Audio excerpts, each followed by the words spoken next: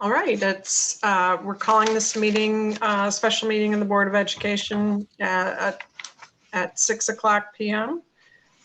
I think everyone is present. Let's begin with the Pledge of Allegiance. I pledge allegiance to the flag of the United States of America and to the republic for which it stands, one nation, under God, indivisible, with liberty and justice for all. I don't believe there are any changes or additions to the agenda, but if anyone has anything, No, now's the time. No, at least nothing from the administrative level. All right. Bethany, do you have any public comment? I do. I've got two complete ones. I have a partial, and I emailed that parent to please email it to me. I would like to share it on his behalf. It looks like it got cut short on our portal, but I do have two others to share. First one comes from Timothy Young. He is a Glen Lake parent of a 10th grader. He said, "I'd like to thank the administration and school board for their due diligence with regard to weighing all the options before us today. Families in our community are dealing with the economic stresses of this pandemic, and for many of them, having the kids back in school is essential for them to get back to work and begin to turn this around. Clearly, we all want our students back in school full-time for the benefit of both parents' well-being and the educational and emotional well-being of our students. Given experiences we witnessed with other schools opening up only to shut down a few weeks later following an outbreak, it would seem prudent to ease into the full-time education plan. Therefore, I would support what has been described as Plan C to start the school year. This would give both the administration and student body an opportunity to adjust to our new reality and experience what's working, what's not, and engage in some constant improvement practices before jumping into the highest risk option. Doing this for the first 30 days of the school year seems like a small price to pay in the big picture and will certainly lower the risk of our having to go 100% online should Plan A backfire and result in an outbreak. Thank you again for putting in the time and the hard work. The level of engagement with parents and clear and concise communication with the community have been refreshing, and it's clear that you are working hard to be inclusive and make the best decision for our community, whatever that may be." Second comment comes to me from Lori Beck. She is also a Glen Lake parent. "Dear board, I would like to thank you for holding another meeting. I am not sure yet why this meeting is being held, but if it is hopefully to reconsider the vote from last week, that would be great and much appreciated. If that is the case, I very much admire each of you for being willing to do that. I do not believe it is a sign of weakness when a board reconsiders a decision. I consider it a sign of strength. I was looking on the Glen Lake Schools website and found a list entitled Board Core Values. The first value list is student-centered focus. Sadly, I did not hear a whole lot about the students at the last board meeting, but I heard a lot about the teachers. I believe that the majority of our students prefer to go to the school and learn full-time, face-to-face from their teachers, not sit at home, possibly alone, learning via a screen. I think they have voiced their opinion loud and clear via surveys and a petition. Our kids are brave. Lakers strong, as the saying goes at our school. The other core values listed are acting with courage and honesty, respect for all stakeholders, and collaborative problem solving. The third value, respect all stakeholders, would be very well fulfilled if Plan A was chosen. Plan A is the best of both worlds. Either come to the school to learn face-to-face full-time or stay at home and learn virtually. That option does not disrespect anyone. I truly believe that our school is special and has always had the highest integrity for learning, which is why our family chose Glen Lake for our kids almost 10 years ago. To be chosen means that a school is unique in some way and stands out from the rest. I can name one example of that from when we first began at Glen Lake. We live in Traverse City, and on the snowiest of days, all of the Traverse City schools and other area schools would be closed, yet Glen Lake chose to be open. I loved that and was proud that our school showed courage when other schools did not. I think it showed a dedication to educating our kids when other schools were showing that they were too scared to open. I hope we can continue Glen Lake's tradition of strength and bravery in these times of uncertainty. Again, thank you for all you do." And that is all that I have right now. I do have two partials. It looks like maybe our portal system is not behaving properly, and I will do my best to get those included at the next public comment. Thank you, Bethany. Next, moving on to our consent agenda. which consists of approval of the board minutes from our August 24th meeting. Do I have a motion to accept the consent agenda?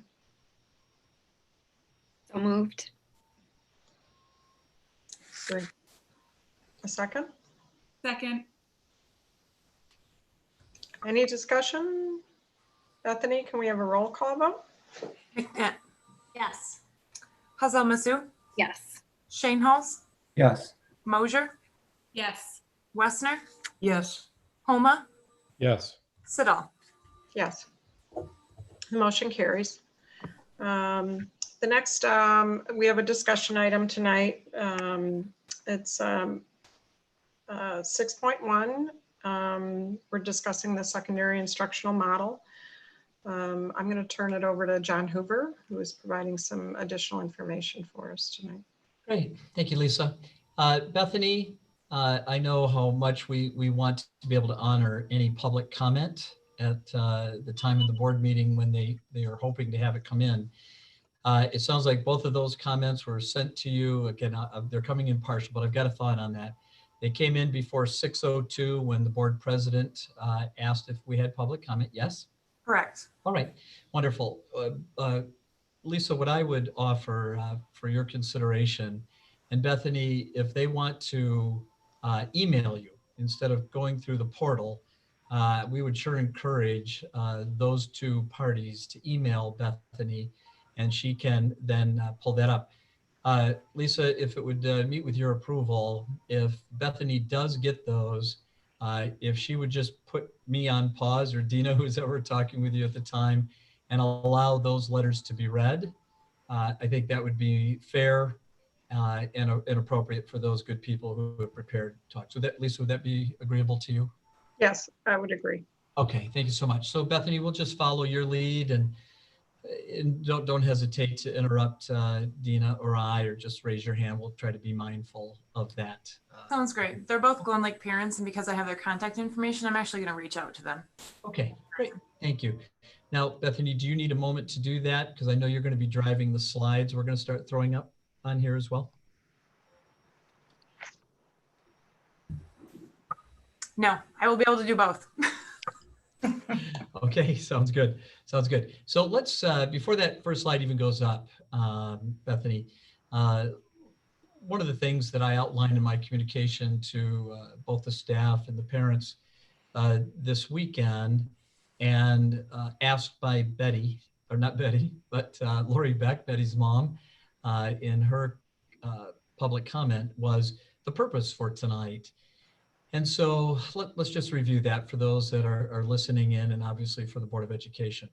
After last Monday night's board meeting, and then the following night, we had our parent forum. Much, if not all of the board, many of them said, hey, Hoove, can we get some clarifying information on primarily the distancing in regards to our secondary classrooms? Because there was great concern expressed that in grades 6 through 12, if we had class sizes that were overloaded, or even if we were around 22, 23, but we had them in a room that was not going to comfortably fit them and allow our best effort to get to 6 feet on physical distancing. John, could you give us more information on that? So we put a lot of time and energy into that last week.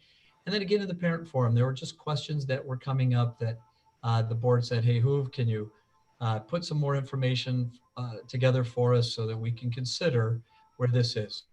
I do know that there was at least a couple board members that had a question that what they voted for last Monday night, they might not have had the full picture of what that would mean. So for instance, if a student was in a cohort that met on Mondays and Wednesdays, there was an understanding that possibly students would receive some type of virtual synchronous instruction or direct instruction on Tuesdays and Thursdays. But under this plan, that's not the case. The students would be on their own on their days away from school, except for the learning labs that have been designed so that students on a Monday and a Wednesday could still come to school on Tuesday or Thursday to get extra help and assistance in areas that they felt they needed it in. So Can those I are, interrupt? please. I would just like to interrupt. I do have one of the public comments that was missed. Great. Thank Thanks, you for Bethany. your, well, thank you for your announcement during the meeting. I have one from Ginny Deisler. She is a Glen Lake parent, and she states, I want to thank the administrative cabinet for developing and presenting to the board and community more information regarding Plan C versus Plan A. Even if Plan C went on only 9 weeks or until Thanksgiving break, the high school students would lose over 100 hours of instruction time. This is time that cannot be made up. In addition, the number of parents and students would want to go back to school 5 days a week, either Plan A or Plan B, from the very latest survey is well over 50%. The largest concern that I heard from board members at the August 24th meeting was 6-foot distancing. It looks like this has been addressed adequately by either reducing class sizes or offering larger learning areas. I hope that the board truly understands how important it is to keep our high schoolers safe as well as the staff. I encourage you to look at the academics our high schoolers are losing. Please give these students as much as you are giving grades K through 8. All our kids deserve nothing less than 100%. Oh, okay. Thanks, And as Bethany. soon as I receive the second one, I will let you know. Perfect. Thank you so much. And so that was it. We're just wanting to make sure that whatever the board is voting on, that it's crystal clear. And board, that's my responsibility to make sure it's crystal clear. And I fell short on that. That should not happen. I needed to do a better job of explaining exactly how that alternate day plan would be for the days that students would not be at school. And again, one of my many flaws is there are times I think that I've said it well when clearly I did not and could have done it better. So thank you for allowing me to have an opportunity to do that better. And then the other part was, as Corey said, John, there's always been those 3 areas. And I think we all agree with Corey that, washing our hands, making sure we have proper hygiene protocols in place, that we mask up and we wear our masks throughout the day. And then the other one was the physical distancing. And she said on the first 2, John, I'm checking those off, but that physical distancing. And so we wanted to really dive into it better. Other things, board, that you asked us to do was to make sure every single teacher had input as to how their classroom was. So whether they felt they had enough space or whether they needed to move to a larger space, how that would be for them. And so Dina will play a little tag team with me tonight. Dina, her counselors, the staff, many of us really put in the time and energy such questions deserve, because the ramifications of any decision at this time of year with what we're facing with the pandemic really could have results that we don't want to look back on and say, gosh, we didn't turn over that stone, or we didn't consider turning that corner and seeing what was around the bend. So that's our purpose for tonight. So again, board, this was put on as a discussion item, not as an action item. And so we want to discuss, learn. Obviously, as an administration, we're here to answer any additional questions that you have, the very best that we can. If we don't have those answers for you tonight, we'll roll up our sleeves and get right back at it. Most probably even before we go to bed tonight, but for sure tomorrow morning. So Bethany, let's go ahead. And what we're going to do, board, is we're just going to go through the information that I sent out to you and to the parents this weekend. So the first slide,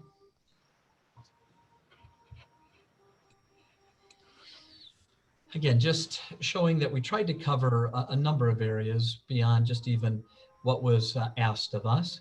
And so clarifying schedule, where students would enter and exit the building, again, trying to avoid any traffic jams and all of that. Dina, again, just took a look at every aspect of the schedule to make sure that the passing times of 10 minutes were able to be there, giving sufficient time for impact hour and for lunchtime, making sure we hit not only contractual obligations, but doing our best to give the kids as much opportunity to get outside, get some exercise as they can at all grade levels. Then if we could see, just if that can scroll up maybe just a little bit. Thank you, Bethany. We'll go back. No, Bethany, please go back. That's all right there. I just want to read that little paragraph from Dina. And for whatever reason, there we go. Thank you so much. So she just talked about, again, how this document can provide a detailed overview. And when we talk about detailed, board, that was really key for us. We really tried to consider every aspect of not only what was requested of us, but also, again, just to try to look ahead a little bit and anticipate other questions that might come up this evening. Let's see, so course schedules and all, but that last sentence, the secondary counselors and staff members have provided countless hours, ideas and creativity. And I really so proud of the staff, again, for the ideas and creativity beyond all the man hours they gave to try to continue to provide that safe, inclusive and positive school environment. And so Dina, as you get a chance to visit with the board tonight, please know of my deep, deep gratitude to you for stepping in as a new principal and making it seem as though you've been here for a much longer time. The next slide, Bethany, please. Thank you. This board was simply— interrupt at this last time, I was able to receive the other public comment that was received, well, attempted to receive prior to. This public comment comes from Bill Dungeon. He is also a Glen Lake parent, and he states, "Well, I agree that this is the best thing for many students would be a return to normal schooling. This is not a normal time. Much has been made out of a recent letter from area pediatricians to support a face-to-face return. That letter reads in part, in-person learning cannot be successfully or safely accomplished without implementing the proper precautions, supplying PPE for teachers and school staff, and following outlined guidelines on infection control. Teachers and school staff need to be provided the same support and protections that we have been successfully providing our doctors and nurses on the front lines. Glen Lake has done excellent work to meet these criteria, and much planning has been done to meet safely. Please take as much time to address planning for the next stages of this process as well. How we address the inevitable flare-ups and positive tests is as important as how we plan for bringing our students and staff back to the building. Thank you for all the people working hard to make this as safe as possible." Thank you. Appreciate the ability to get those in. Oh, absolutely, Bethany. We sure want to honor our parents on that public input opportunity. So board, all we tried to do here was just simply show an apples to apples comparison of what it would be for the entire year. I did receive a communication from one of the teachers this weekend, very appropriate, very respectful, and just saying, hey, what would it look like if? And so we tried to not get into a lot of ifs, but really just the knowns. And so if we allowed that one to come in, what would that look like if we got to October 12th and we were in the alternate day plan? If on the 12th there was a change, we would probably need to get through that week and then start on the 19th if there was going to be a modification to the alternate day plan. So if my math was right, I believe that comes out to 29 days from September 8th until the 19th. And when you work out that formula, the number of instructional hours that would be different from an all day, every day to an alternate day program would be just a fraction over 74 hours. So again, we weren't trying to do anything more than just to create comparisons that would be equal to each other. So again, 74 hours difference between the alternate day plan and an everyday plan in those 29 days. John, may I ask a question? Because I also sent you a message about this. Could I ask you a quick question? Yeah, of course. I had asked, and originally when I had envisioned a plan C, it had been with no Flex Friday. And I asked if it would meet instructional hours, if our teachers were kind of talking to their classes that were in person while also live casting their classes to the kids who were at home. And your answer was, and I said, would this meet instructional hours? and your answer was that is correct, wouldn't it then be true that Plan C could absolutely, if it was ABA, kids in 3 days, 1 week, 2 days the next, completely meet the 1155? And thank you, Jenna, for that clarifying point. For us, and maybe that's my fault for not describing that well enough, this is in-person classroom instruction. In terms of fulfilling the state's requirement for contact hours, yes, Jenna, absolutely it would. Absolutely. So a Plan C creatively implemented could equal instructional hours. In terms of the state's criteria, yes. Okay. In terms of But what I would like that just to be known. Yeah. Oh, yeah, yeah. Thanks. Yeah, we would never be, thank you, Jenna, because we could never put forth a plan that would not meet the 1,098 and 180. I agree. 180. Yeah. And even if, and I know the state, Jenna, they're giving us some flexibility so that it doesn't have to be exactly 180 days or exactly 1,098. The caveat to what the governor and the legislature passed, in addition, this is what they passed after the roadmap came out, was that we have to provide instruction equal to that amount if indeed we had put in the 1,098 or the 180. So it's an interesting little tap dance. So we don't have to meet those criteria, but the instructional level of commitment needs to be the same. Yeah, no, you're very welcome. So what you're saying is you have to teach the same content in less face-to-face instructional hours. That's all this is here. That's correct. That's so right. For the 60 days they lost last year that are completely the state isn't requiring anything for that. And now that they've lowered the standard, correct? They've just lowered the standard that we have to meet by saying we only have to have 2 days a week of face-to-face or 2 days a week of even contact. Isn't that it? Now, I don't want, and if I'm suggesting that the state's saying that last part, I sure misspoke. All the state is saying is that whatever instructional model you determine, it has to be as if that the students would have received everything that they needed as if it was a 1,098 hour year and 180 day week. In essence, if you need to shorten those hours or shorten those days, you can't detract from or subtract the curriculum, the benchmarks, the standards that they're required to learn at that particular grade level.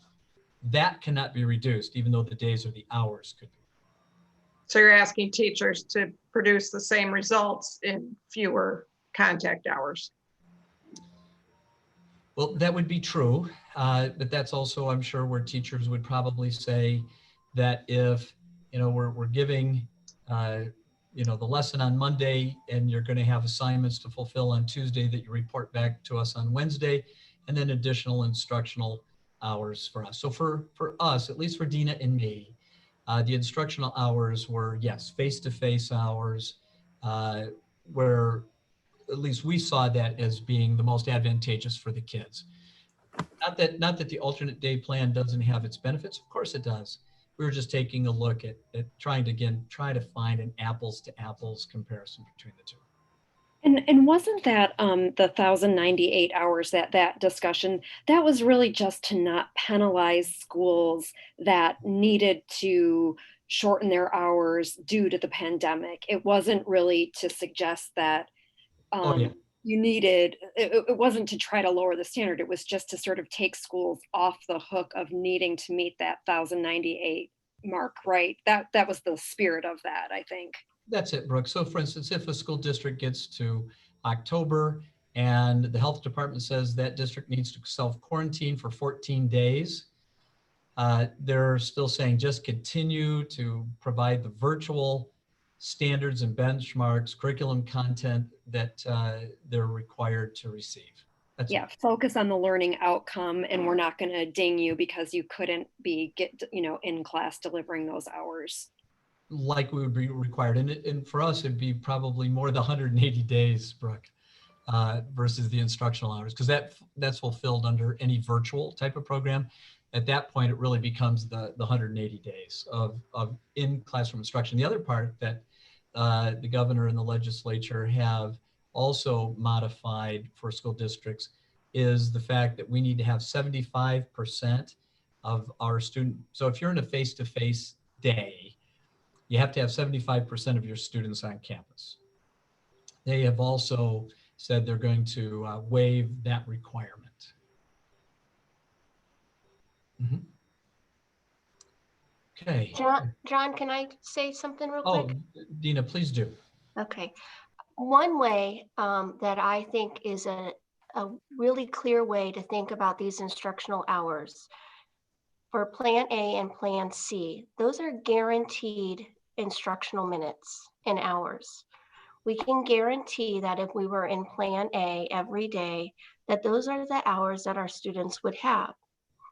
Now, that's not negating Plan C, right? Plan C, it did have a college mindset. You do something, you learn something on Monday, you work on it on Tuesday, and you bring it back. Now, since we started creating Plan C, I can say that our teachers have a lot of creative ideas on how that would look. But overall, those are guaranteed instructional face-to-face hours. And I think that's the best way to understand that. Dina, how would you respond to a parent, and I've had this question posed, but John, if I wanted my child to be in a college schedule, I'd have them going to college right now. Dina, how would you personally respond to that versus them saying, but I really want them to have 5 days Right. a week because I want them to have that kind of a high school experience? Your thoughts on that? Yes, well, we all want them to have a high school experience, and that prepares you to be developmentally ready for college. However, I would think of it as just giving them the ability to work really hard in class and do some things creatively while they're here. And then they would have to really be creative and empower themselves to get their work done. I will say one of my pet peeves is when I hear us talking and we say, oh, well, you're going to get ready for first grade. Well, no, I'm just 5. I just need to be ready for kindergarten, right? I don't need to add any more anxiety to my child's plate.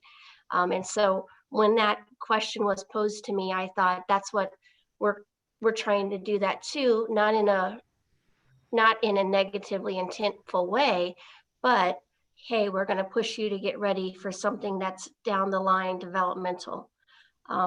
So again, Plan C has some great possibilities. And our teachers have thought about it as fat and skinny. So for ELA and social studies, they were creating some things differently than classes that are more like called skinny classes, which is like math and world language, where you just need to have that instruction every day. So yes, we are getting very creative for Plan C, but let's keep them at high school. Dina, may I ask you a Dina, question? Yes, and then Dina, I've got another one for you as well. Okay. Okay, so Dina, if Plan C had been adjusted so that teachers would be teaching both sections 5 days a week, but half of them would be receiving the information at home and half would be live in the class, I'm being told that that would count for instructional hours.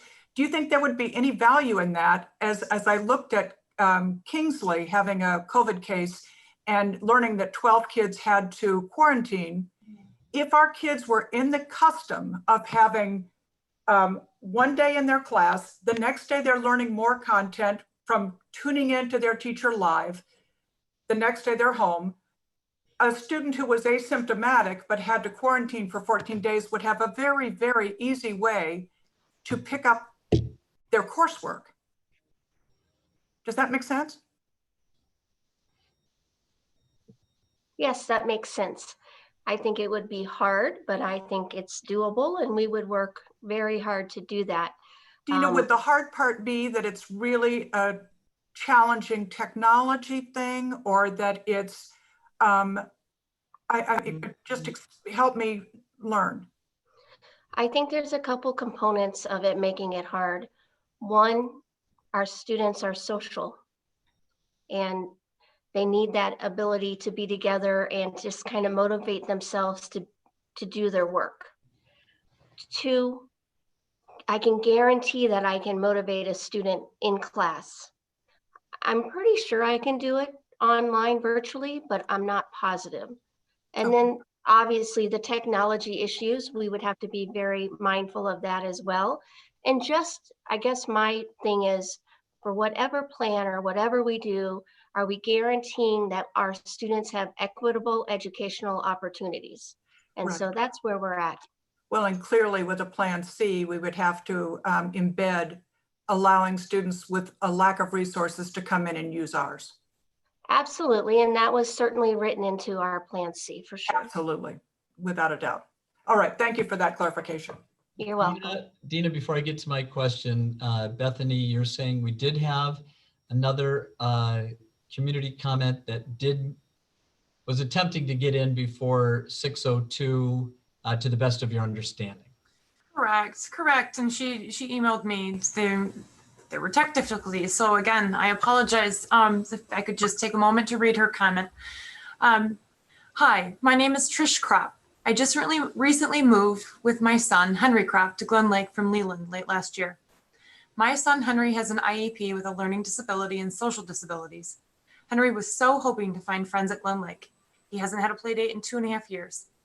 The only reason I'm sending this to you tonight is not more involved is because he is literally sitting next to me every night of the week. He is depressed. His father had serious depression issues and took his life 4 years ago. I know this sounds extreme, but it is raw to me. I can't let him sit home and not be a kid. He already struggles with not being normal, in quotations. Please let these kids go back to school and have some normalcy. The outcome will be truly worse than the virus. These kids need to learn and get back engaged. I work full-time and simply don't have the tools to help him with his special education. Please send these kids back. I want a happy boy at home. That's why we switched to Glen Lake. Thanks so much for all your support and time. Trish Kropp. Okay, thank you, Bethany. Dina, the question that I've had posed to me, you may have as well, is the effect of our students in advanced placement courses really needing, at least according to those that have spoken to me, needing that face-to-face instructional time on a daily basis. What's been your experience and what are your thoughts on that? Well, after the school board meeting last week, our teachers that teach all of our AP courses got together and really working on how we would provide instruction daily for our students in AP. And they have quite a good list for that. And so they are ready for Plan A or Plan C. But those students in AP classes and honors classes and other classes, they all deserve to have as much connection and instructional support that they can. Okay, so your teachers felt that ultimately they'll meet the needs of the kids either way. Yes. Okay. It would be, I don't know if it would be as equitable in Plan C, but would we give it our all? Absolutely. Sure, no doubt of that. That's just the DNA in our teachers, no doubt. I think, board, before we leave this slide, I want to make sure any other questions or comments before we leave this one are fully vetted.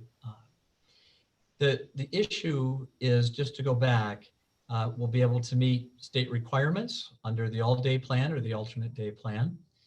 The key ultimately in the discussions and the many communications I've received during the week from staff, community, obviously from board members, is back to that word you just brought up, Dina.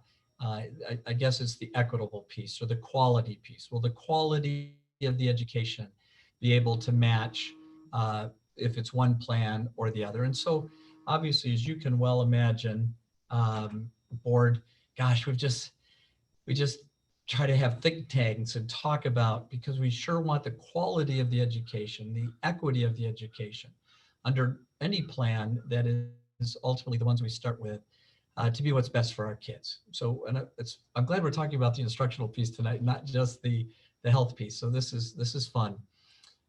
So that's really been our goal. And there's not one of us that would, I don't think there'd be one of us that would disagree that the time the student has in a classroom with an outstanding teacher is always going to be our best scenario. And there's not one of us that also hasn't said, whether it's all 7 board members or any of us here at the staff, that ultimately that is our goal. We want to be face-to-face 5 days a week, of course. And I know that the discussion has been how best to get to that. Is it right out of the chute, which has been my recommendation to you, or is it to go with the alternate day plan? So before we move on, instructional hour slide, anything else on this one, board, that you'd like to ask or discuss further? I have a quick question. Sure. If we were to go, this is just hypothetically, and we go to virtual, how is our classroom set up for our teaching staff? If they were to go into their classroom and they were to teach their curriculum, do we have appropriate cameras, video that can be offered for that type of situation, hypothetically? So Corey, you're talking about especially if we were in a 100% virtual model? Yes, if that's just, and that's not what we're talking about, but No. that was something I did not ask last week, and I No. was curious. So glad you asked now. We could sure throw that to Dina, but I'd love Grant to weigh in on this as well. So Dina, if you'd go first, and then that obviously prompt Grant to come in behind. Hi, Corey. A lot of our conversations have been about how do we have the best remote learning environment that we can, and our teachers are set up very, very well. I'll let Grant share the specifics. One of the things that we talked about quite a bit this week is the use of swivel, and Grant could probably share it a little bit more, but swivel is a video camera, and if I have the microphone on me, the video camera is going to follow me around while I'm talking. But if I was in a small group and I wanted to use the video camera and have them focus in on the small group, then that mic would be there to pick up that sound. So using the swivel is something that our staffs have talked about a lot. Obviously, we have Elmos and we have the video capacity and things like that, that I'll throw it over to Grant to answer. And Grant, as you step in after Grant is done, Ryan, if you would speak to that for the elementary as well, please. Yeah, so primarily we're talking about laptops that have an inbuilt microphone and webcam. And we also have the document cameras that can be utilized especially for math and science. Now, if you're going 100% virtual, this can be a good method of delivering because you are delivering straight to the kids. I do want to mention, if you're trying to do that in a split scenario where you've got students there and trying to have a virtual presence, that does not work well. The swivel cameras are great. We only have a few of those. So that would be a checked out situation where teachers would be sharing and Kurt and I would be running them around. But that is a great way to utilize those cameras in particular situations. Thank you. I'm just, that was something that I was, my nieces are 100% virtual down in Okemos, and their staff is teaching live. And that was a question that kind of slipped my thought about asking about what we have and if we will be prepared if that was to happen. So yeah, thank you. I appreciate and we'll hear from Ryan as well, but Corey, obviously our staff became quite adept at that this spring, teaching live virtual lessons to the kids as well. Yes, so an important question though. Ryan, anything you want to add from the elementary perspective? Sure. We have talked about and shared some information with parents regarding live video streams of the classroom. So the first half of that instructional day is synchronous lessons being delivered by our VIT. There's a lot of collaboration that's going to happen between the VIT and the classroom teacher, but the delivery is going to be from the VIT, those live instructional times during the morning hours. It's the afternoon hours that is going to take some a lot of planning ahead and a lot of scheduling. We have a staff that is really fired up and ready to do so. We haven't talked about swivel cameras. We're mostly talking about being able to take an iPad or a Chromebook and just have it prepared, have the VIT member in the room so that they can live stream and show that camera and connect our students who are choosing that remote option at home, connecting them with perhaps a read aloud or a special science project, and then putting that laptop in a small group of students throughout the flow of the instructional time together. Again, a lot of pre-planning that has to go into that lesson. Ryan, if we go 100% virtual at some point, are your teachers across the board going to be able to, again, function in a way that you believe our students could benefit from? 100%. They are excited. I wouldn't say they're excited to go 100% remote. They're actually really excited to be with kids. But I think they are well prepared and excited to learn the technology tools that'll help them with that content delivery. It is going to not, I will say it's not going to look at all like what it looked like in the spring. The spring was, boy, we did the best we can. And a lot of that work was just staying connected with classes throughout an unknown.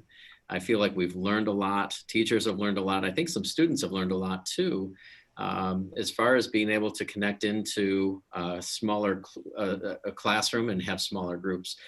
We are finding a lot of schools who have gone to that remote model.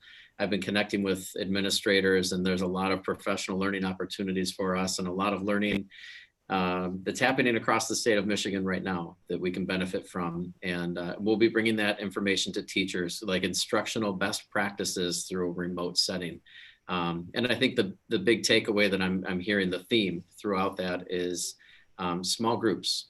Planning for small group instruction is the best way to manage and hear and make sure that every student in the elementary schools feel connected in a way that's meaningful. Thank you, Ryan. Corey, how did we do? What else can we answer for you on that? Great. I just want to be prepared if that was to happen, and I hadn't asked the question, so thank you. Oh, you're welcome. Anything else on this slide board before we move on?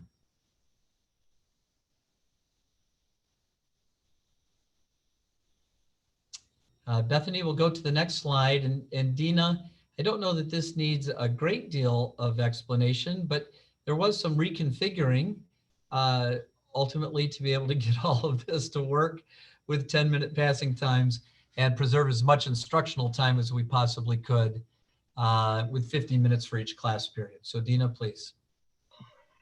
And I noticed on the top paragraph, there's a little bit of mistake, but I'll fix that. But really at the middle school and high school, we would have breakfast first thing in the morning like normal. But the first period of the day does have 5 extra minutes, so it's 55 minutes. But we also want to support breakfast, and we have to do a different lunch count this year. So that's why those are some additional minutes so that we can focus on that, and then the teacher can get down to his or her content. The other class periods are all 50 minutes. That's with 10-minute passing. And so our teachers and our staff and our students can go outside, get some fresh air and take a mask break. There's a 35-minute lunch, and then impact hour is 30 minutes. I have up there on the top 35, and I'll switch that around. But so we really have done a great job to maintain a large chunk of time for each class period, as well as ensuring that we get those 10-minute breaks that our kids and our staff need to get the fresh air. And I want to say a huge thank you to Heidi Barber and Kathy Kangas for helping with all of those numbers. All right. Thank you, Dina. Questions on any of this, board?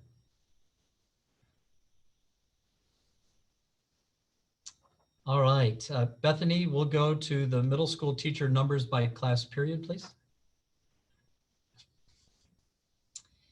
So this was one that, again, Dina, I'm gonna let you drive this part of the discussion, because this one involved not just Dina, but the counselors, individual teachers across the board, also included Bethany and Becca and Stephen as they were going and measuring rooms and going in and moving desks and chairs around so that we could indeed know, just not by number, but also by actual moving of desks and chairs around, that we could get our classes into a position that if we were under either plan, that our students were properly physically distanced in each classroom. Okay, Dina, please. A lot of work went into this particular document and the one for the high school. So we felt this way was much easier than really looking at a course schedule that we have in Power Schools. So we went teacher by teacher and hour by hour. And you can see, for example, Heidi Barber, her first period class is 16, so she's set. Her second period class has 6 middle school students and 14 high school students to equal 20. And then fifth period, she has 5 middle school students and 20 high school students. So for a case like that, there should be an asterisk there, and I apologize. Any class that was over 20 or 21, we have contacted the teacher and asked, one, do you feel comfortable staying in the room, how you have it designed for physical distance? Or would you like us to find another location that has larger square footage for you to work? And in all of those other locations, we obviously have all of the technology supports we need to ensure good practices. So you can see teacher by teacher. We also came up with some other alternatives too. For example, if you go down to Eli George and you move over to 6th period, you'll see that there's 23 students.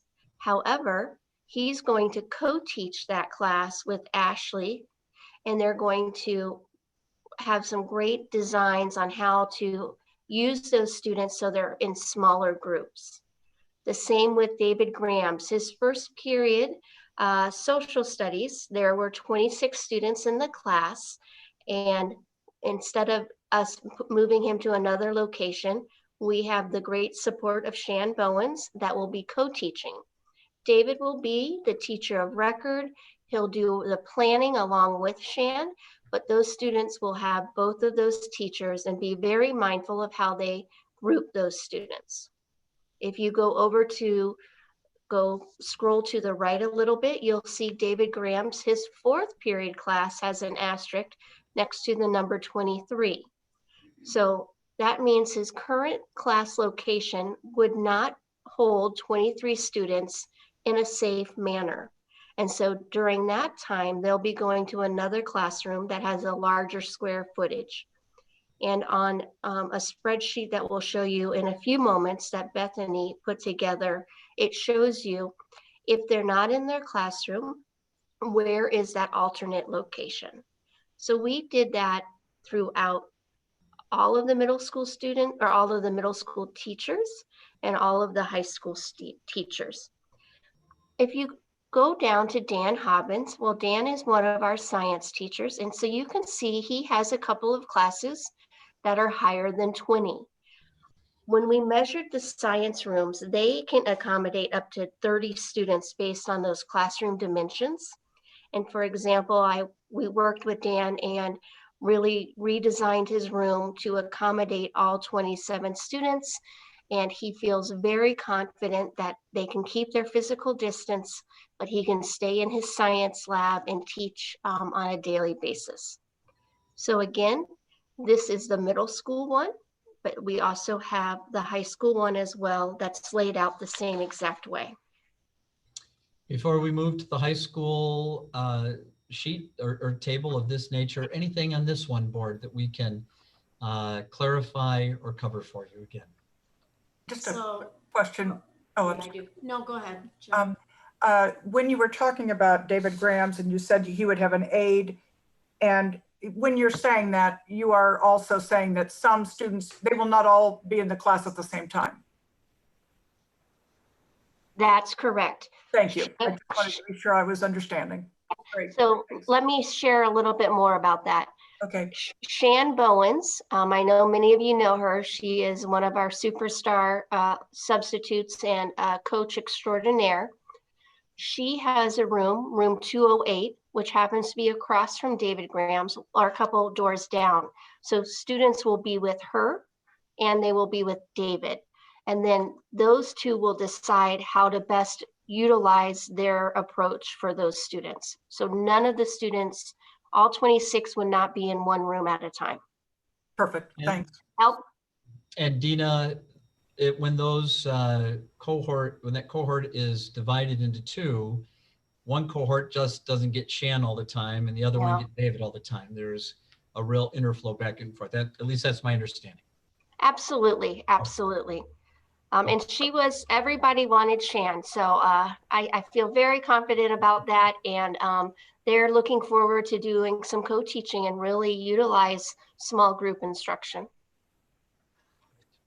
That was my question, was thankful for Shan, but also wanting to know if she was a certified educator, and but they're going to be co-mingling, so that answers my question. Thank you. Appreciate You're welcome. Dina. Thank you, Jenna and Corey, because it is really important. It is, isn't it, Dina, that the board knows and the parents know that any of our co-teaching situations are with another certified, qualified teacher. Yeah, okay. Anything else on the middle school board? Okay, Bethany, we'll move to the high school, please. Dina, once again, all yours. So you can see it's the same layout. Teachers down the first column and then periods across the document. And so you can see Emily Alt is one of our first teachers on the list. She has 2 classes that are over 20. And so we have alternate locations for those students to meet that meet the square foot dimensions. You can see Shannon Fisher, if you go down, she teaches chemistry, and she has one class of 22. And let me see what she can still accommodate those. Again, like I said, the science labs, wow, they're beautiful and they have a lot more space for that. And one of the things that I will say is for every class that was over 20, I personally reached out and spoke to the teachers about what they felt was best. Do they want to stay in their classroom? And they felt that they could really just move desk around and get rid of some desk and really rethink their classroom design, or would they like to move to another location? I believe in this document, we did talk about after our board meeting last Monday, we put together a classroom design team and teachers could sign up. And if that's something that you're really good at, if you're going into a classroom and you can just redesign what it can look like, we asked you to be on this short-term committee to help teachers who might feel uncomfortable doing that. So just want to say thank you to those teachers.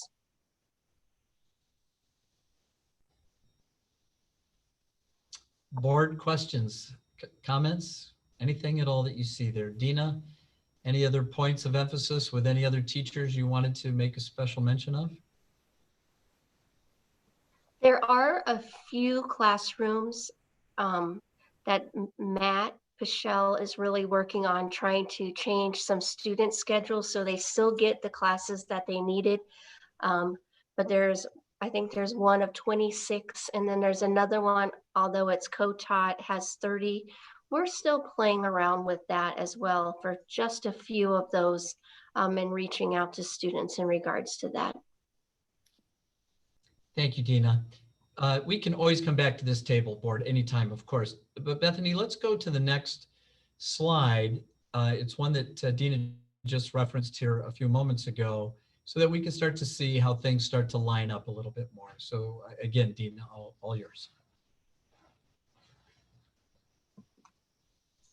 So thank you, Bethany. She put this spreadsheet together, and her and Steve and Becca measured and remeasured and measured.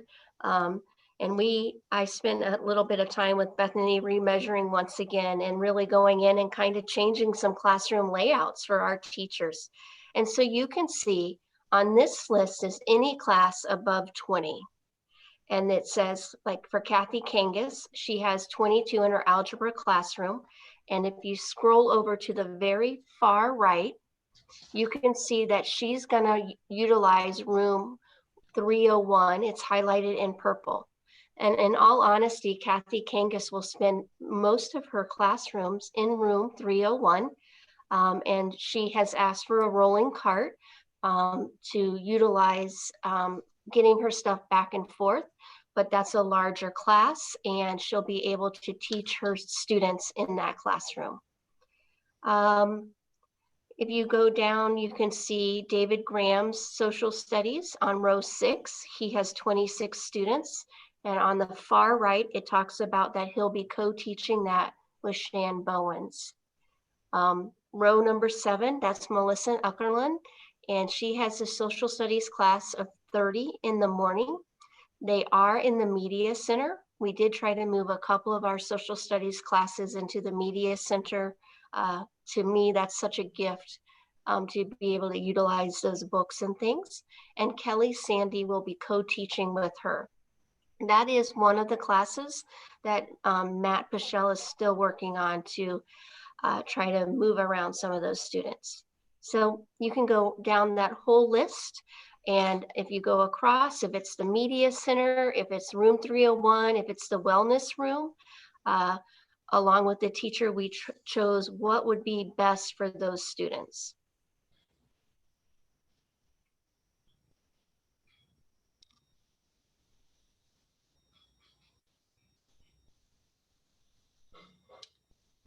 Okay, thank you so much, Dina. So board, one of the things that you talked about, obviously, were these issues here regarding physical spacing, distancing within our classrooms. Bethany, the next slide is one that you also said, hey, John, what about, our hallways and making sure that, again, under any plan, that our hallways are not getting jammed up. So thank you, Bethany. Yep, we're going to go to our dismissal times. We'll come back to this one, Bethany. Let's go to, is it dismissal times, staggered rotation. So thank you so much. So then, once again, we just took a look at how best can we, under any scenario, ensure that we're not having students in a situation where they're kind of jamming up. And so we'll talk about this in a minute. But Ryan, I'm going to bring you on at this point, because part of what we've tried to look at is how not just schools our size are doing this, but large high schools. Obviously, you're very familiar with a high school that has 2,000 students in it, and just some of the simple ways that they've tried to, again, just mitigate any traffic jams. And I know this isn't a complicated matter, but would you just take a moment and share what your knowledge is on that? Sure. Boy, I can't underestimate the power of a little PSA message when it's coming from staff members. So a lot of high schools have staff and principals, and even some high schools are having students create these PSA messages.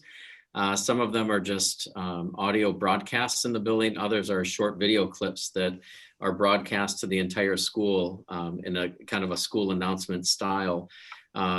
Just reinforcing and reminding students about proper use of a mask, hygiene, safety, distance.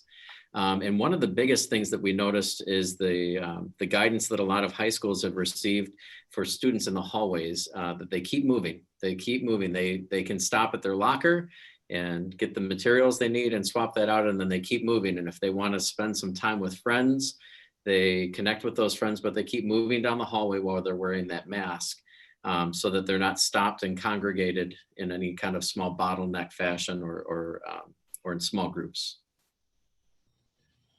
And they've been in school. This particular school is now in their third week.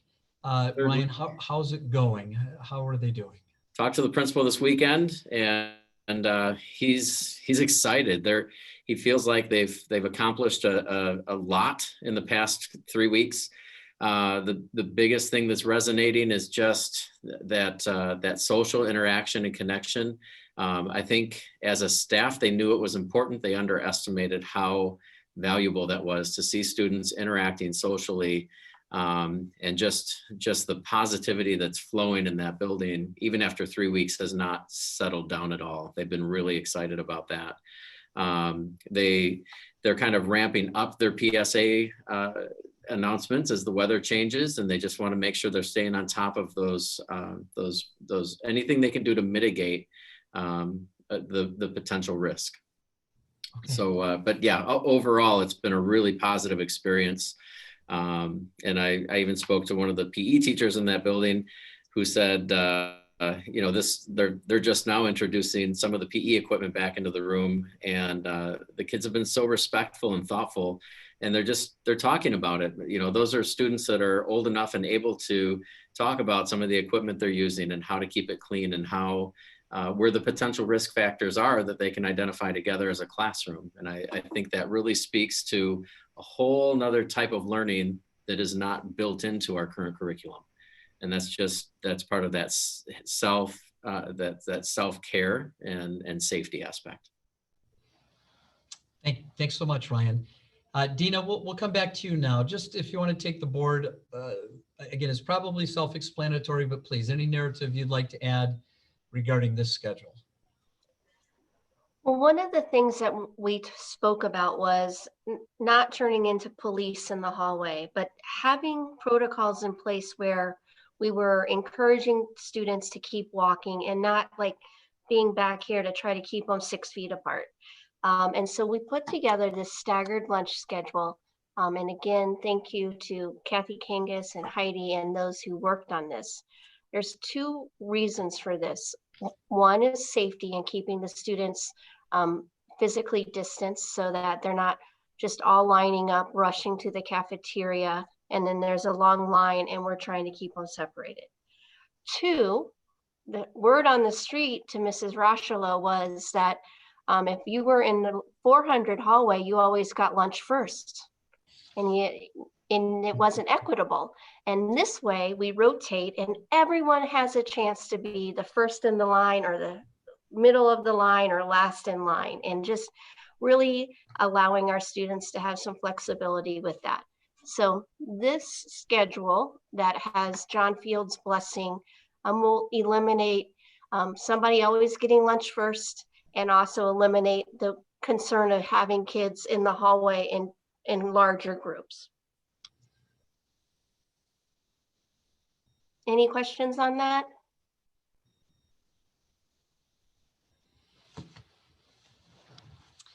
Bethany, we can go back to the slide that you were preparing for before I took you down to this one, please.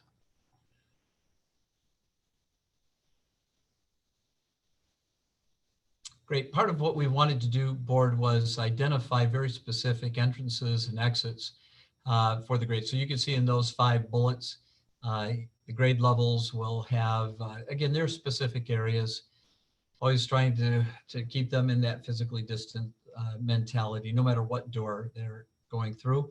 And of course, any door that they're getting to needs to be sidewalk accessible, so we can keep them from having to go into a roadway or the grass, obviously keeping that cleaned off as we move into more inclement weather as fall ends and winter starts to come our way.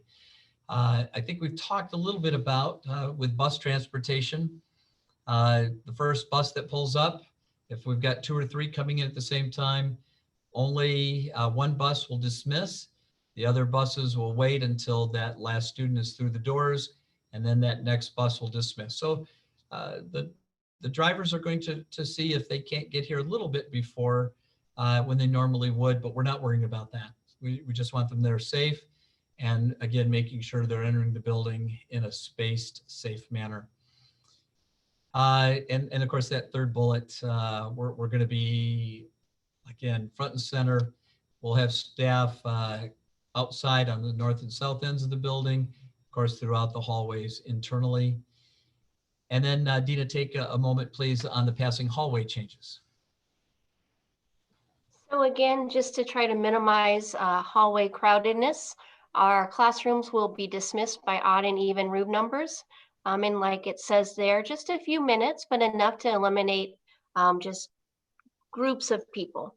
And so we're hoping to try to do that right away, or we will do that right away, and we'll see how it goes.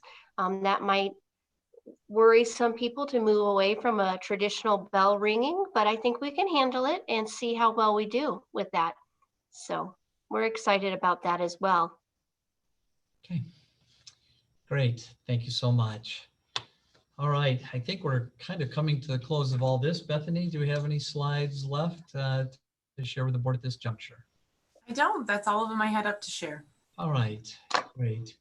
So board, I want to talk about, Jen, I think you brought up Kingsley. That was on my list of things to talk about today.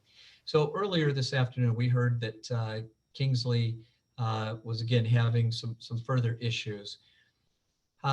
First of all, we're never going to put our head in the sand and be an ostrich and think, well, that'll never happen to us. Well, of course, that would be foolish. So we want to learn from our colleagues downstate, across the country, surely those within our ISD. I haven't spoken to Keith Smith, the superintendent, personally, but I know in one of our superintendent's communication, Kingsley had made a decision that they were not going to require masks in their elementary grades, and they weren't going to require it in their grades 6 through 12 grades. I'm not privy to any of their physical distancing protocols or how strict they were hoping to stay to that. I know Mark, myself, Ryan, we're all trying to contact folks that we have associated with the Kingsley schools to try to sort out fact from fiction. And Ryan, I think unless you've gotten an update, I think I'll throw it to you. It's based pretty close to what I was receiving from the ISD as well. Would you share that with the board, please? Sure. So any kind of a closure was just a rumor today. That's the big message. It sounds like they have 9 situations that they're keeping track of or being really mindful about. Some of those are, as you read in the newspaper, there's a positive test of COVID. They're also dealing with folks who are quarantined due to family being in contact with others, or and they also have some folks that are just working from home for medical reasons. They're really, they're doing virtual PD.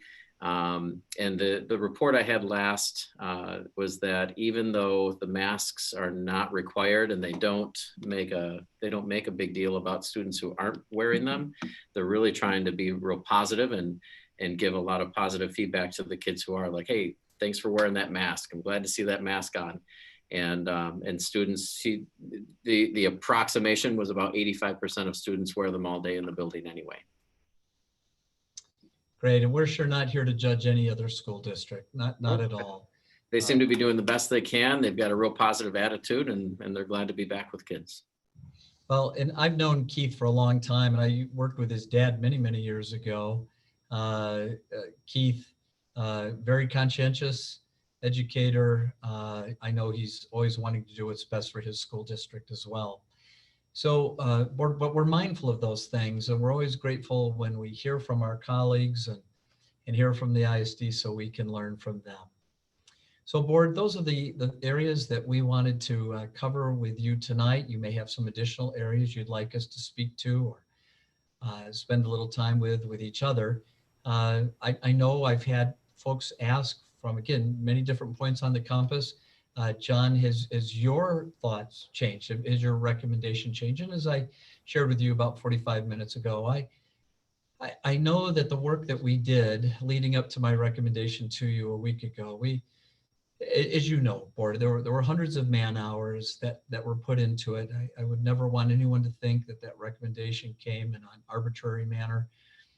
We did our very best to pay great attention to and make personal contact with medical professionals. And one of the things we've talked about as a leadership team and surely as a staff is we never want to ever come off as or interject ourselves as being medically capable to make decisions that the health department, doctors, nurses, pediatricians, whomever might have weighed in on our various meetings over the summer.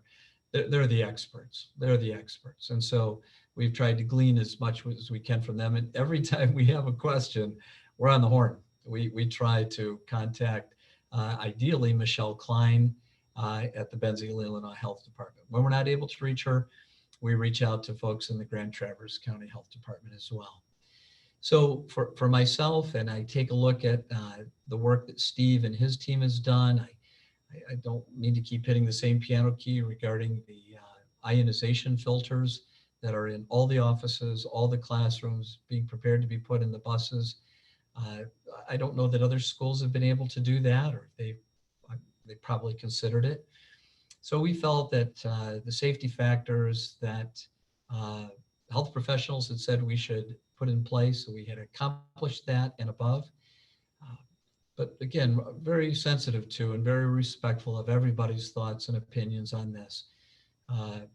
As your superintendent, you've asked me my thoughts and opinion and my recommendation. And it's the same as it was last week. I do believe that for what we understand today, what we understand tonight, if you were to at some point determine that face-to-face all day, every day instruction was what you would like, I believe we would be able to handle the requirements, both from the state level and from you as a Board of Education, which of course is just critically important to me and to our entire staff. So with that, board, what else can we answer for you tonight? What else can we do to clarify anything we might have missed in your hopes for what would be discussed this evening? I have another quick question, clarification. So we as the board and also community members and students and staff, how will we handle a situation when a child chooses not to wear a mask within the building? Or now, granted, I know there's going to be some situations, but how will that be handled? Yeah, thank you, Corey. We've sure had those discussions, and we'll take it from both ends of the building as to how that would be. So Ryan, let's start with you. Let's say we've got one of our littles that are just really struggling with that. And then Dina, maybe we have one of our high schoolers. Let's not go middle school, let's go one of our high schoolers. Now let's talk about the protocols that we've discussed. Ryan, please. Sure. So I think first and foremost, there's always a reason behind a behavior. So behavior is a communication. And when we look at behavior as communication, we want to find out what the problem is the mask. So finding out why the mask isn't being worn is going to be our first step. And that's going to be something that we have to be really diligent about. So for little ones, I know that there is additional guidance for students who are of a young preschool age. And again, we're trying our best to navigate this and get them outside where they can get those masks off. But for a little one who has a difficult time communicating, those are going to be parent conversations that I have between the parent and the teacher and the child. As students get older, I don't know if we'll run into a student who is purposefully refusing to wear a mask in the building. If we get to that point, it is part of our return to schools plan and our map, and that would be handled discreetly with the parents being fully aware of the conversations and the expectations. We do have masks that will be available. So if it's a lost mask. I can anticipate I don't like the mask that I brought into school. All of those scenarios, we'll have options, and we're going to do everything we can to make sure that we can mask up to stay safe. Again, I can't underemphasize the importance of parent communication and making sure that families, I don't think it's a matter of whether we agree or disagree. It's just a matter of commitment to safety. And Ryan, is it fair to say that with the number of staff that will have outdoors, that if a student was even accidentally, forgot to put my mask on as I'm entering, they'd be reminded, and if they felt the reminder wasn't something they wanted to honor, we would at that point, again, in the right manner, deny access into the building at that point. Absolutely. Those are learning opportunities, and that's what we're here for. We're here to teach, and we're going to learn together. And and I don't think it's just a student that might forget as we're entering the building. I think all of us are going to have a moment if we haven't already. I know I've had a couple moments even yesterday at the grocery store, getting all the way to the door and thinking, oh, shoot, I forgot my mask in the car and I have to go back and get it. And that's just part of being respectful of the safety for other safety and myself. So yeah, we're gonna empathize with students. We're gonna give them a lot of grace, but a lot of reminders, and that mask is going to be a very important part of navigating the building. Dina, thanks for your great patience. I'm going to throw, is Mark been able to join us? If Mark's available, I know that we're just finishing up a soccer game out there. Anyways, our experience so far, both here in the building and out on the soccer field and at away contests, we have found fans, parents, and the student athletes being hugely respectful and responsible of masking up. And this is masking up outside, not just in the building, but at athletic contests, you're required to be masked up even if you're out at the soccer field. So I don't know how that extrapolates to everyone, but at least at first blush, we haven't had any pushback. Dina, thanks for your patience. And my answer to that question just echoes what Ryan said. And really a reminder first, we have purchased lanyards similar to this for all students and staff so that they can attach their lanyard or their mask to their lanyard. So it's always around their neck, right? Because one thing is we don't want the mask on the floors, on the tables, so the kids will wear their lanyards, which will be very, very helpful. Again, we'll have available mask. We're looking at doing some cool mask giveaways for our students. And like our return to learn plan does say, if it becomes a difficulty and they're just they don't have a commitment to be in compliance, and they will have to go virtual. And that's something that they'll need to understand from day one. We do have students making some videos for safety reminders and how to wear a mask. And I'm not gonna lie, I have some very cool and talented teachers who have some pretty cool bulletin boards that no one will walk by and not laugh at and be reminded that they need to wear their mask. So stay tuned and we'll give you a tour of those in a few weeks. Are we referring to Jamie Robinson's bulletin? I am. If you got that all email today for all staff looking for something specific, yes. Stay tuned. Stay tuned. Yep, that's pretty slick. All right, great. Thank you, Corey. Did we answer that fully enough for you? Yep. Thank you. Okay. Appreciate it. What else can we answer for you tonight, board?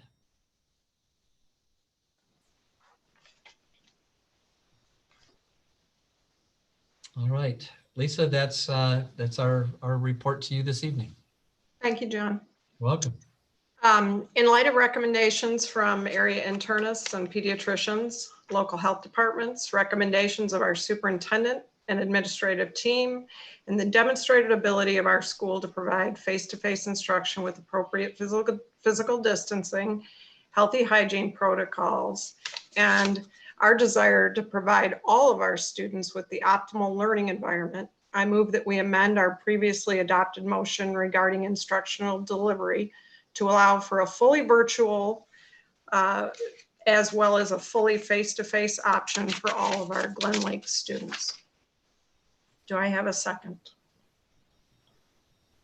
Were we supposed to have discussion of this first? Or After the motion is made, will you have discussion? I'll second. Do we have discussion?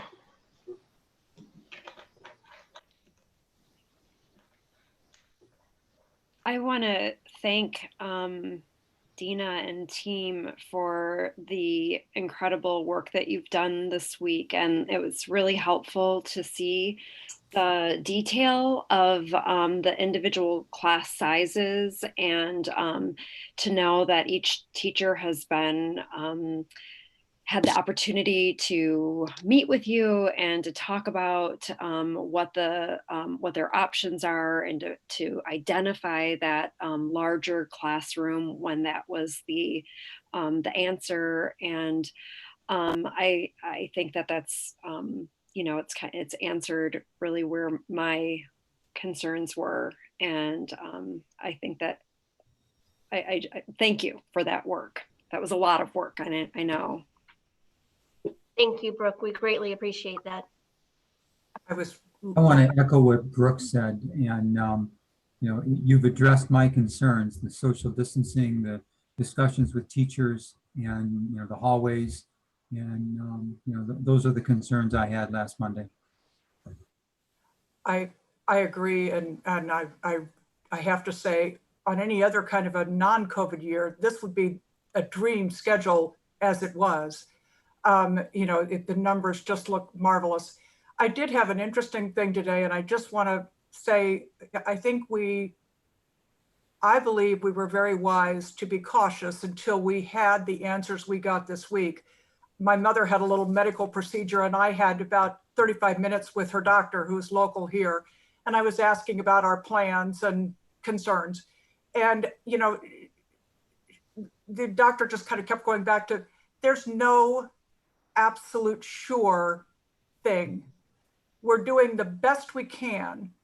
And last week, we needed the information we got this week. We were floundering. And it made us, look toward compromise. I think we were a thoughtful board, but we needed the clarity we got this week. And I am very grateful. This is a hard enough decision without leaving, leaving a stone unturned. So thank you. I agree. You guys have put in really just a tremendous amount of work to compile all that data and all that information about class sizes. And I really appreciate the hours and hours and hours that you've put towards that. I still maintain that I think that bringing everyone back at the same time, 100% face-to-face, I don't think that's the safest option. I don't think it's the safest for kids. I don't think it's the safest for our people who work. I think part of the reason that we've not seen tremendous spikes in numbers is that we haven't had 850 or so people in one building at one time. That those big gathering places haven't been happening since March. I really think that our plan of bringing kids back, not all at the same time, was a way for us to see if our systems work and to see if what the controls that we've put in place are actually working to keep kids safe. And I do not think that bringing kids back 100%, all of them all at the same time, is the safest option for Glen Lake.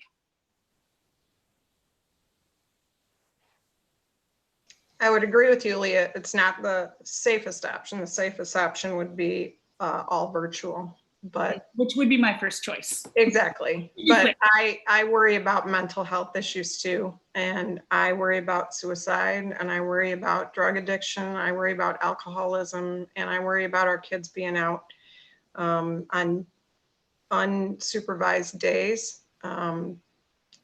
Being more harmful possibly than being in a school setting where they're, what they're doing is controlled. So I respect your decision, and I would agree. It's not the safest, but the known damage we're going to do versus the potential. And I think as a board, I know we're going to be quick to act if anything changes, and I know we're going to follow. And I think maybe at our September meeting, we should really discuss what we're going to do if we have a case, and we really rehearse that, and we know exactly what we're going to do, and we will go over what we had in the roadmap and what the health department recommended, so we don't have to have a quick decision made. Hopefully it'll be enough time to be able to do that.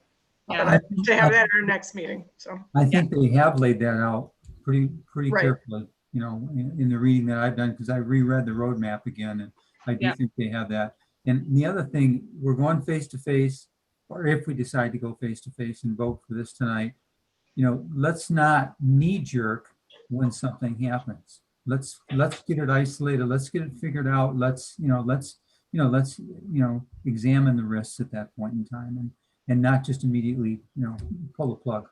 We need to figure out how to keep them face to face at this point in time. And that's going to take the cooperation of everybody. That's going to take the cooperation of these students, and the ones who are mobile, they've got to, when they're, to me, the highest risk then for exposure is going to be at school. And when they leave school, they need to really isolate at that point in time and not go out and congregate and not put themselves in a position that they're going to harm the whole school by getting exposed to something. So, the amount of exposure that they have, they need to have the highest part of it be at school and not somewhere else. Yeah, Rick, thank you for saying that. I mean, I really do think that to make this work, it has to be a community commitment, right? Kids have to commit, parents have to commit. Everyone just really has to commit to prioritizing keeping kids together and in school. And by doing that, taking less risky behaviors, doing less risky things outside of school. I wanted you all to know that there was a petition started by some students that basically was taking an oath to practice safe practices outside of school in order to stay in school. And I know it was signed by, it's still going around. And I knew at one point it was at 80 or 90 of the high schoolers. And I don't know where it is now. I had heard something, but I haven't heard anything lately, but it wasn't submitted for tonight's meeting. But the students are taking it, at least a lot of the students are taking it seriously. So I thought that was encouraging. That's really good to hear. That is encouraging. They have shared that petition with me, so Okay. I'll let you know what the number is by the end of the week. But it is very well written and saying we'll be safe, but we need to be social and be back in school for our academics and our friends. I want to thank all admin that had a part of this and our counselors. My biggest concern, the reason why I could not support A last week was 100%. If we cannot try our best to do our social distancing practices, mask wearing and hand washing, I, in good conscience, couldn't support that. And you guys did an amazing job. I know, I thank you for what you have offered to us this week. I'm going to echo the same as what Rick and Leah have shared. This is a group, this is a team effort. It's not just the responsibility of the board, of the admin and our staff. We, as has been said tonight, all stakeholders are held and need to be all know that we are responsible for the success of this, because we want the kids in face to face. I agree with you, Lisa. The whole child is so important. Again, am seeing an increased levels of psychological issues coming into where I work. So I know that's real. And but we have to all take this very seriously, including the students and our community parents. this is how it's going to be successful. And I want to thank everybody that made the 500% effort to make this a possibility. So thank you.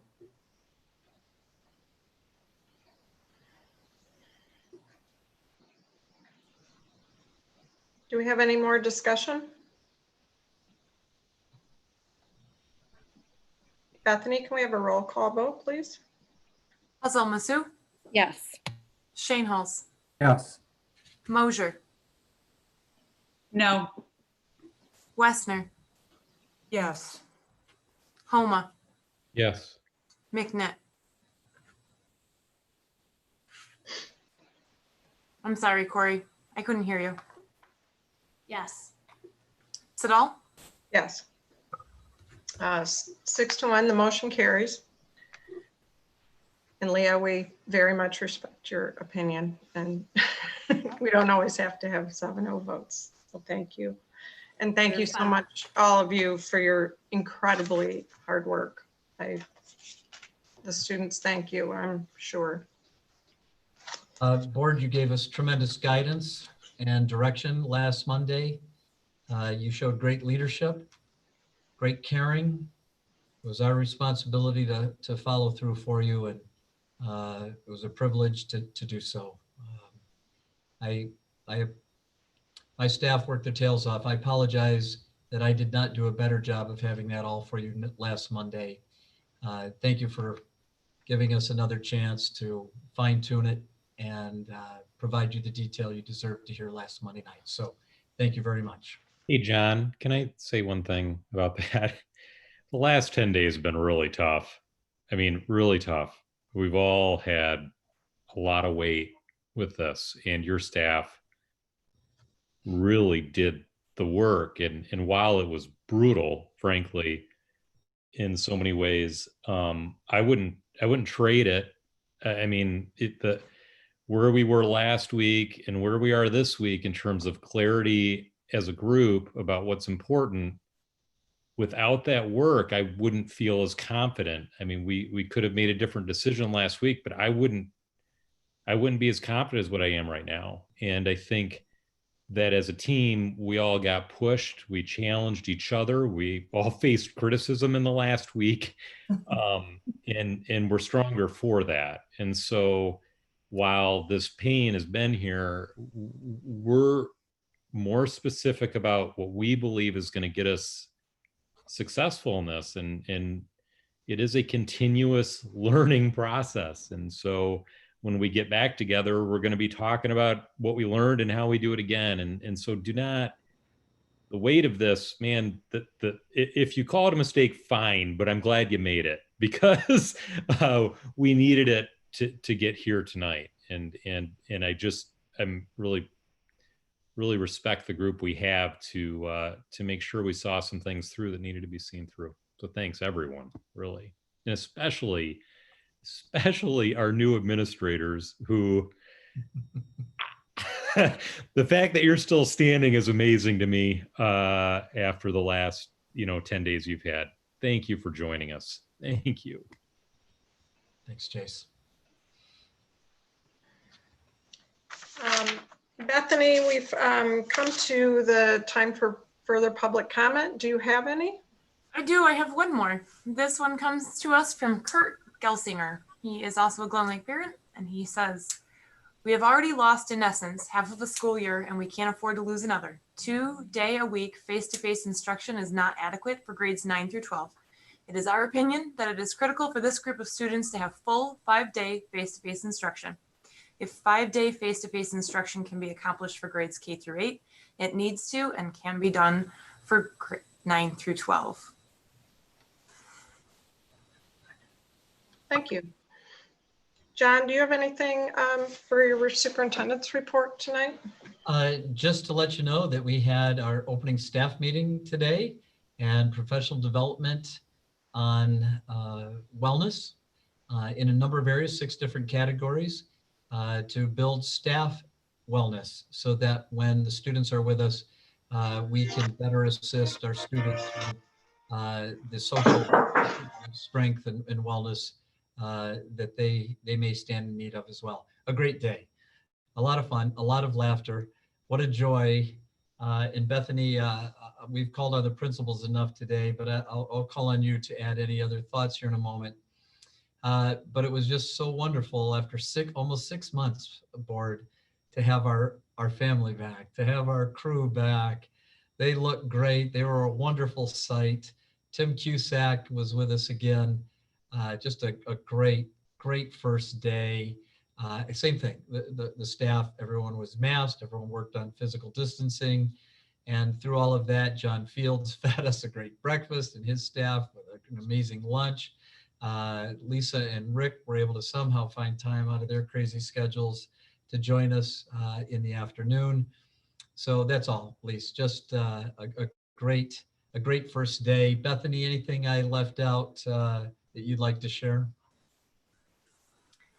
It was such a relief. I mean, many of us have been here, day after day for the past several months, and I didn't realize how much I was missing my coworkers. I knew I was. I had no doubt that today was going to be a great day, but we got ourselves but 6 months apart, half a year apart. I couldn't believe it.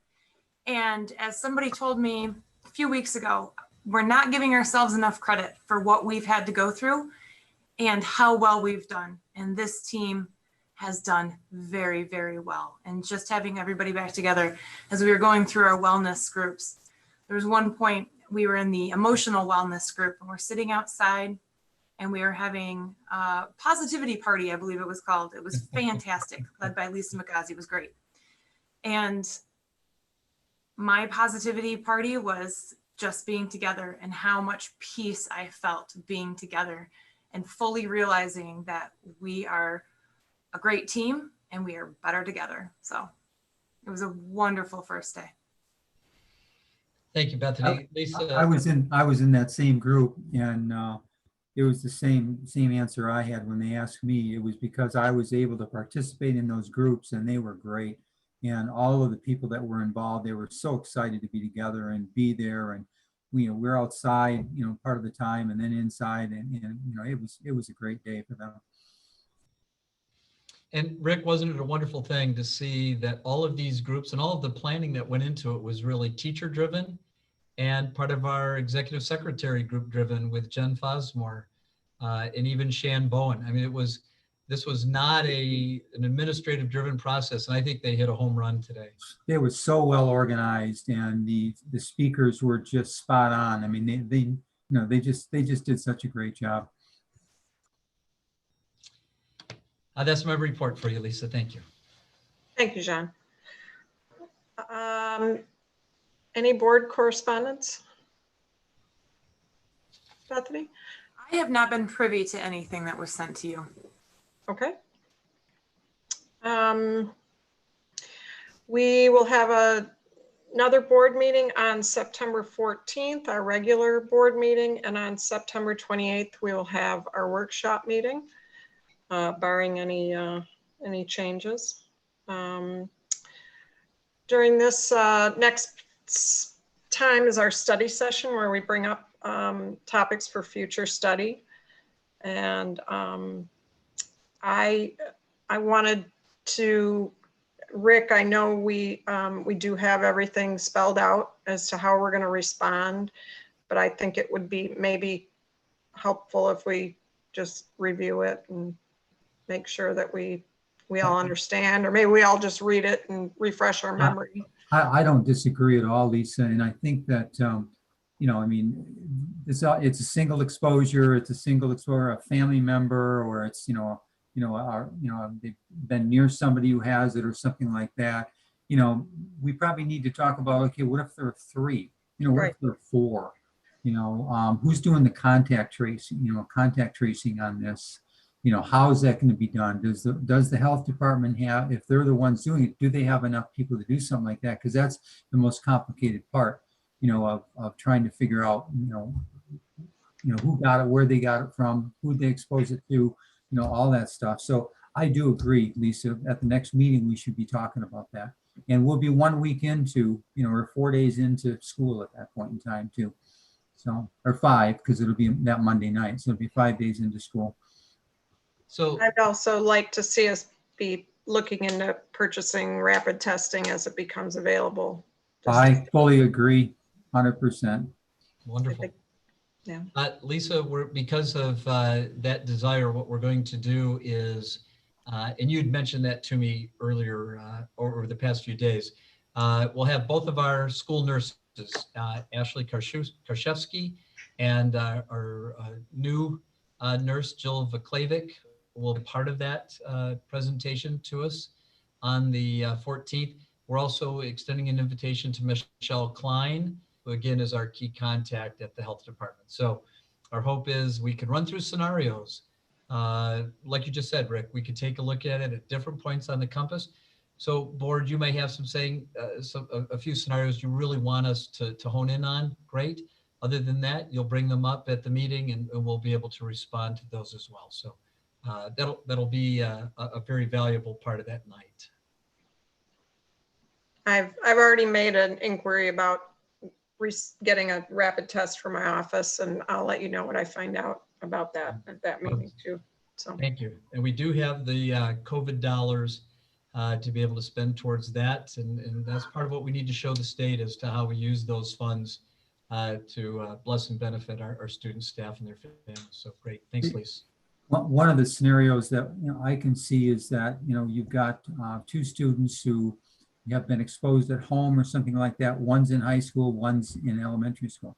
And now you've really extended things. yeah. And you're right. There's a number of scenarios that go with that, Rick, and so that'll be good. That'll just really be a good night to cover those items. Thank you. Hey, Lisa, my question is, have we picked a new date for a board retreat, or is that on hold till after school starts? I think right now everything one's so burned out. We need a little. But yes, we do have to do that. That's something we can discuss at the study session, I think, or at our next meeting. Or yeah. Thank you. October 19th is our 1-year anniversary for setting the vision and goals. We'd like to stay as close to that, Leah, as we possibly can. Of course, what we're hoping for is the governor to release boards from having to have those types of meetings virtually. So a little bit of a holding pattern for us right now. I would like John to cook us lunch again. So Ooh, yes. it was so good. I'd like that to happen. Great. I second that.